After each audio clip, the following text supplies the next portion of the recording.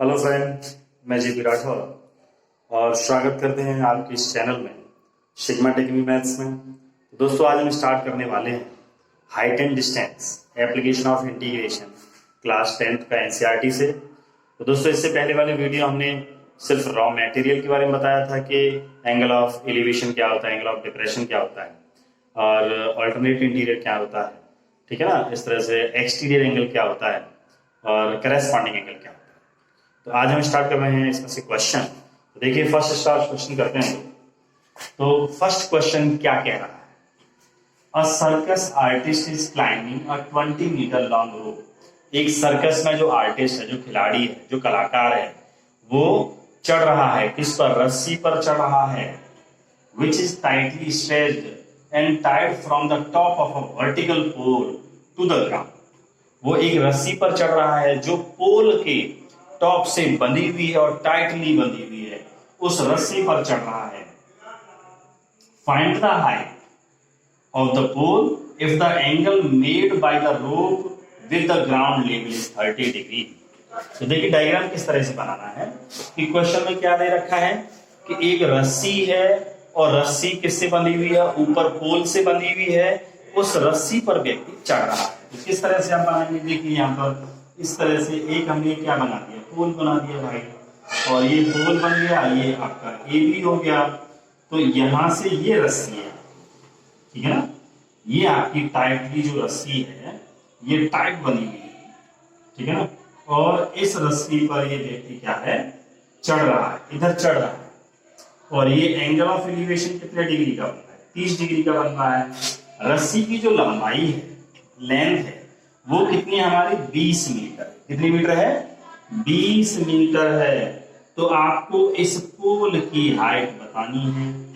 तो देखिए कितना सिंपल है, समझ लीजिए आप इसे कि ये हाइट है, यानी कि इस ट्राइंगल कैसा है? ये राइट एंगल ट्राइंगल है, और राइट एंगल ट्राइंगल में ये परपेंडिकुलर हो गया और ये क्या हो गया हमारा? हाइपोटेन्यूस हो गया, और ये क्या हो गया हमारा? बेस हो गया, ठीक है ना।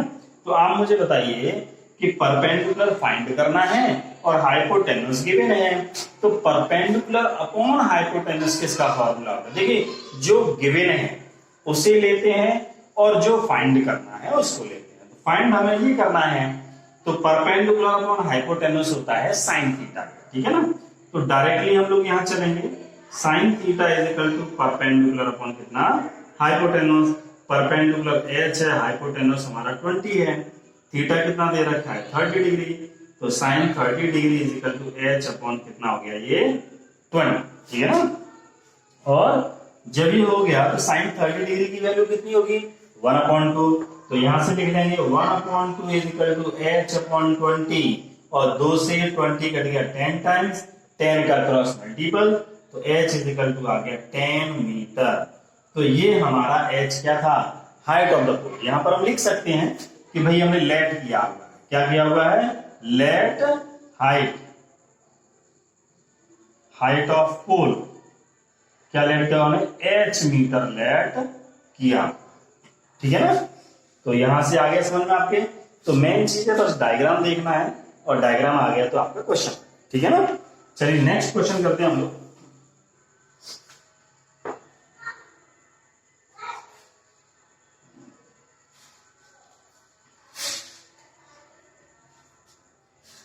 चलिए नेक्स्ट क्वेश्चन में क्या है?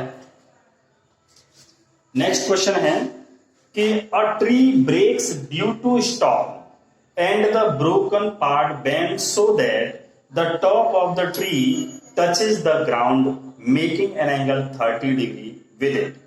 तो देखिए, ट्री था, क्वेश्चन नंबर 2 है। इनिशियली में ये एक ट्री था, ठीक है ना। इसका ए बी और ए क्या ले लिया हमने? Part C. ये हमने कोई इस तरह से ट्री बना दिया, ठीक है भाई। ये क्या हमारा कोई ट्री है, और अभी स्टॉर्म तूफान आया, है ना, आंधी तूफान आया, और उस आंधी तूफान की वजह से ये पेड़ क्या था?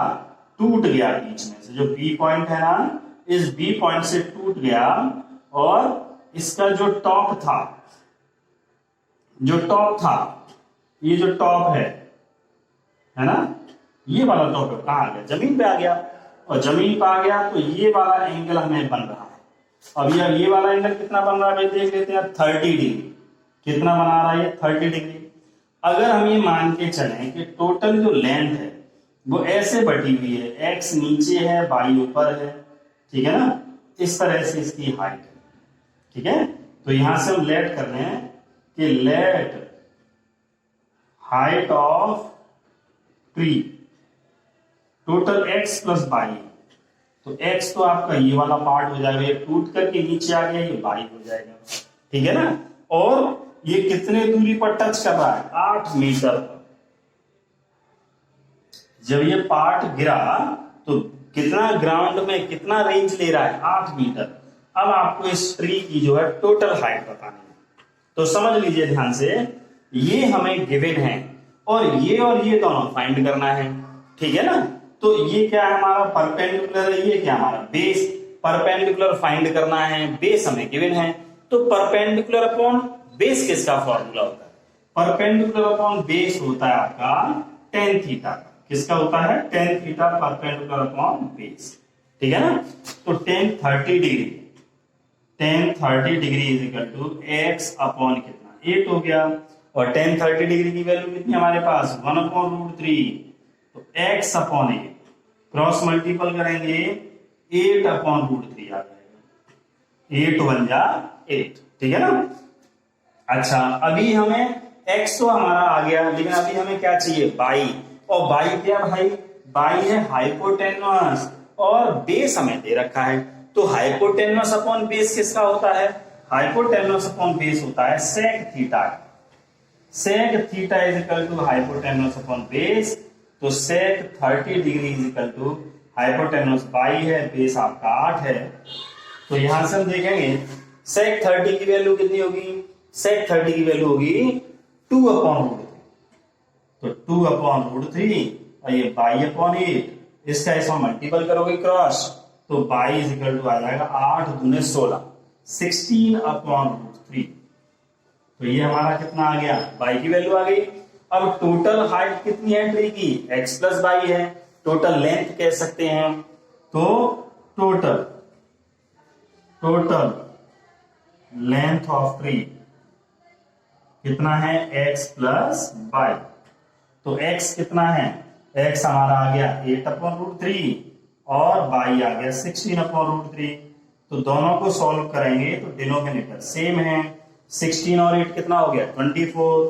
तो 24/√3। √3 का हम रेशनाइज करेंगे बच्चों, तो कितना आ जाएगा? ये आ जाएगा 24√3 अपॉन कितना? 3। और 3 से 24 कट गया कितना? 8√3। तो यही हमारा टोटल आंसर आ